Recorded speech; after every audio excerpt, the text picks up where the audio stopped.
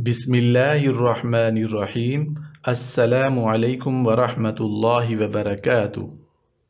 मेरे दोस्तों, भाइयों, बुज़ुर्गों, माँओं, बहनों, बेटियों, आज मैं आपके साथ एक बहुत ही खूबसूरत हदीस शेयर करने वाला हूँ।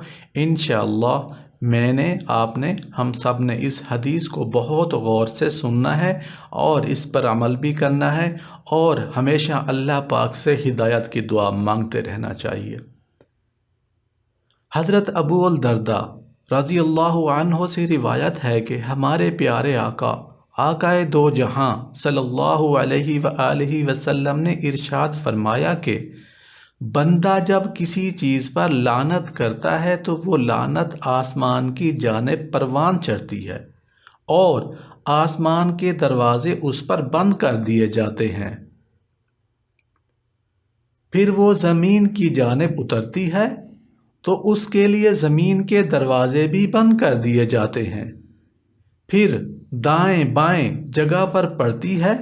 जब कहीं कोई घुसने की जगह नहीं मिलती तो